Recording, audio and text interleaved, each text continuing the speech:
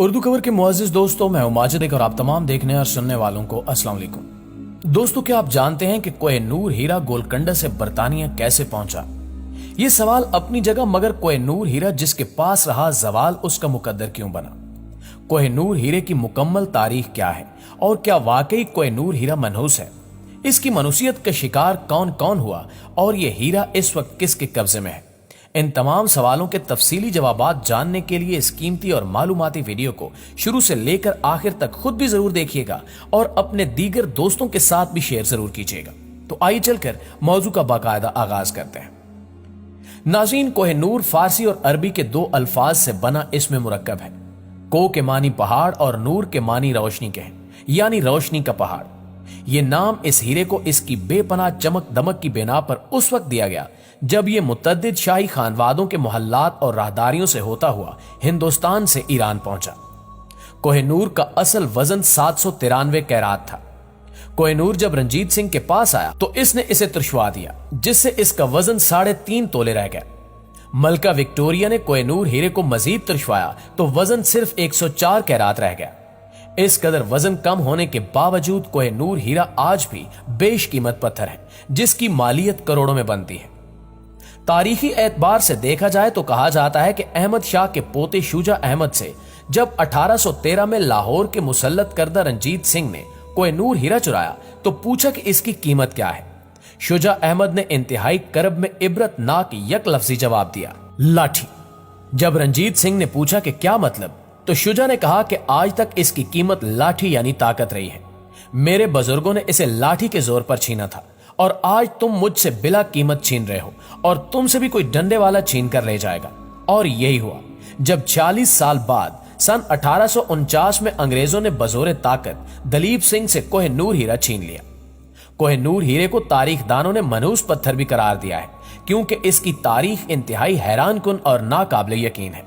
دوستو، کوہ نور ہیرے کی نحوست کی کہانی تاریخ دانوں کے نزدیک کچھ یوں ہے کہ دنیا کا سب سے بڑا اور انتہائی قیمتی ہیرا کوہ نور بیجاپور گولکنڈہ کے کوئلے کی کان سے ملا تھا۔ علاؤالدین خلجی نے جب وارنگل کو 1309 میں فتح کیا تو انہیں یہ مشہور کوہ نور ہیرا یہاں کے شاہی خزانے سے ملا۔ علاؤالدین کے جنرل ملک کافور نے سلطان کو یہ کہا کہ یہ ہیرا انتہائی منحوس ہے، جس کی بھی ملکیت رہا وہ ہمیشہ کے لیے مصیبت میں مبتلا رہا، لیکن سلطان نے اس کی بات انسنی کر دی۔ یہ حقیقت ہے کہ یہ قیمتی پتھر جتنا عرصہ سلطان کے پاس رہا اس کو ایک دن بھی سکون میسر نہ آیا۔ سلطان کے حقیقی بھتیجے آغت خان نے اس پر قاتلانہ حملہ کیا۔ اس کے بھائی عمر خان اور حاکم دہلی حاجی مولا نے بغاوت کر دی۔ اپنے 20 سالہ دور حکومت میں علاؤالدین نیم پاگل ہو گیا۔ ملک کافور نے اس کے کم سن بیٹے کو تخت پر بٹھایا اور لالچ میں آ کر ملک کافور نے یہ ہیرا اپنے قبضے میں لے لیا، مگر صرف 35 روز کے اندر ملک کافور قتل ہو گیا۔ یعنی یہ ہیرا 73 سال کے بعد بذریعہ طاقت علاؤالدین کے پاس 20 سال اور پھر ڈنڈے کے زور پر ملک کافور کے پاس گیا اور صرف 35 دن کے بعد علاؤالدین کے دوسرے بیٹے قطب الدین مبارک شاہ کے پاس آیا، مگر قطب الدین کو اس کے بڑے قابل اعتماد نو مسلم ساتھی خسرو ملک نے قتل کر دیا۔ اس نمک حرام نے علاؤالدین کی تیسری بیوی دیول دیوی سے شادی کر کے کوہ نور ہیرا ہتھیا لیا، مگر اس کو بھی جلدی لاہور کے گورنر غازی ملک تغلق نے شکست دے کر قتل کر دیا۔ اس طرح ڈنڈے کے زور پر اور نحوست کے باعث یہ قیمتی ہیرا خاندان تغلق کی زینت بنا۔ تغلق خاندان کا پہلا حکمران غیاث الدین تغلق تھا۔ اس کو بھی ہیرے کی نحوست لے ڈوبی اور وہ لکڑی کے محل کے نیچے دب کر مر گیا۔ بعد میں یہ ہیرا محمد تغلق اور فیروز تغلق کے پاس گیا۔ اس خاندان کو امیر تیمور نے ختم کیا تو یہ ہیرا ملتان کے حاکم مردان خان کے متنبع سلیمان خان کے پاس پہنچا، اور پھرتا پھراتا یہ ہیرا مغل بادشاہ ظہیر الدین بابر کے ہاتھ لگا اور اس کے لیے بھی پریشانیوں کا سبب بنتا رہا۔ دوستو، اس ہیرے نے ظہیر الدین بابر کو بھی کبھی سکون سے نہ رہنے دیا۔ جب اس کا بیٹا ہمایوں بستر مرگ پر تھا تو نجومیہ نے کہا کہ شہزادے کی زندگی کے لیے کسی بیش بہا چیز کی قربانی دی جائے۔ عمرا نے کوہ نور کی قربانی دینے کو کہا، مگر بابر نے کہا کہ پتھر کی کیا قیمت ہے، میری جان سب سے زیادہ قیمتی ہے۔ لہٰذا بابر نے ہمایوں کے بستر کے گرد 7 چکر لگائے اور بارگاہ رب العزت میں ہمایوں کی صحت یابی کے لیے دعا کی۔ قادر مطلق نے بابر کی دعا قبول کی اور خاندان مغلیہ کا بانی چل بسا اور ہمایوں تندرست ہو کر دہلی کا حکمران بن گیا۔ मगर हीरे की नहुसत ने उसको भी सुकून से हुक्मरानी न करने दी। उसको शेर शाह सूरी से शिकस्त हुई और वो ईरान की तरफ भाग गया। इसके बाद ये हीरा शाहजहां से होता हुआ मोहम्मद शाह रंगीला तक मुगल हुक्मरानों के पास रहा। इस हीरे की नहुसत का ये आलम था कि हर हुक्मरान ने अपने भाइयों को कत्ल किया। शाहजहां ने अपने 33 रिश्तेदार कत्ल करके ताज हासिल किया और ये रस्म मोहम्मद शाह रंगीला तक जारी सारी रही। उसने मुतद्दिद मुगल शहजादों को मौत के घाट उतारा। मोहम्मद शाह रंगीला के बाद यह हीरा नादिर कुली उर्फ नादिर शाह अफशार को मिला। इस जालिम दरिंदे ने दिल्ली में 2 लाख इंसानों को कत्ल किया और यहां से 50 करोड़ पाउंड का सोना, हीरे और कोह-ए-नूर हीरा लेकर वतन वापस आया। तख्ते ताऊस, 500 हाथी, 5000 घोड़े, 10,000 ऊंट और बेशबहा कपड़ा वगैरह लेकर यह तेहरान पहुंचा। नादिर शाह ने जो हीरा डंडे के जोर पर हासिल किया, इसने अपनी नहुसत के असर दिखाना शुरू कर दिए। मई 1739 में यह हीरा इसके कब्जे में आया और 8 साल तक इसी के कब्जे में रहा। नादिर शाह की उम्र अभी 50 साल थी कि वो भी अपना दिमागी तवाजुन खो बैठा। नादिर शाह के भतीजे अली कुली खान ने 70 आदमियों का दस्ता तैयार किया। 8 जून 1747 को नादिर शाह मशहद के करीब फतह आबाद के मकाम पर खैमाजन था। हमले के ऐन वक्त 57 आदमियों ने इनकार कर दिया।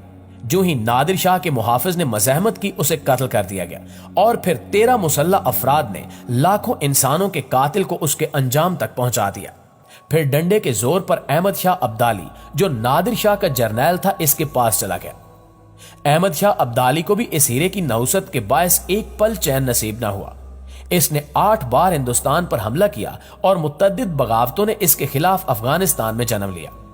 इसके घर के तमाम अफराद बीमार रहने लगे और आखिर 25 साल कोह-ए-नूर का मालिक बनकर यह शख्स 17 जून 1773 को मर गया।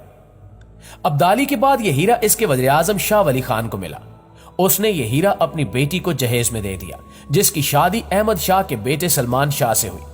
वज़ीर आज़म ने अपने दामाद को अफगानिस्तान के तख्त पर बिठाकर उसकी जानशीनी का ऐलान कर दिया, मगर शाह सलमान अपने भाई तैमूर शाह के हक में दस्तबरदार हो गया।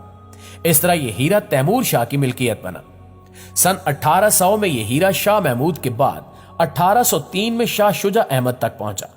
शाह शुजा, जो 8 साल तक अफगानिस्तान का हुक्मरान रहा, उसको 1809 में साजिशी अनासर ने नीमला के मकाम पर शिकस्त देकर पंजाब से भगा दिया। ये रावलपिंडी आ गया, जहां इसका भाई शाह जमान जिलावतनी की जिंदगी गुजार रहा था। यहां से शुजा लाहौर गया और डाकू रंजीत सिंह से मिला ताकि उसकी मदद से अपना ताज वापस हासिल कर ले। उस वक्त रंजीत सिंह खुशाब में था, लिहाजा शुजा शाह ने 3 फरवरी 1810 को खुशाब में महाराजा से मुलाकात की, मगर महाराजा ने टाल मटोल से काम लिया। फिर एक साजिश के तहत राजा रंजीत सिंह ने शाह शुजा की मिल्कियत में मौजूद कोह-ए-नूर हीरा चुरा लिया। यूं कोह-ए-नूर हीरे की नहुसत का अगला शिकार सिख बने। चंद बरसों बाद पंजाब पर अंग्रेज काबिज हो गए और रंजीत सिंह के बेटे दलीप सिंह को यह पत्थर लॉर्ड डलहौजी को पेश करना पड़ा, जिसने यह हीरा मलके बरतानिया की खिदमत में पेश कर दिया और आज कोह-ए-नूर हीरा ताजे बरतानिया की जीनत है। नाज़रीन, कहा जाता है कि बरतानवी शाही खानदान ने जब से यह हीरा हासिल किया, वो सुकून से न रह सके। डियाना की मौत, तलाक के अलावा मौजूदा शाही खानदान के मखदूश हालात को लोग कोह-ए-नूर की नहुसत करार देते हैं। तारीखदान लिखते हैं कि इस हीरे से मुतल्लिक शाह शुजा का कौल बिल्कुल दुरुस्त है कि कोह-ए-नूर हीरे की असल कीमत ताकत है। आपका इस बारे में क्या ख्याल है? कमेंट सेक्शन में अपनी राय का इजहार जरूर कीजिएगा। इंशाल्लाह आपसे मुलाकात होती है अगली वीडियो में। तब तक अपना ख्याल रखिए। अल्लाह निगहबान।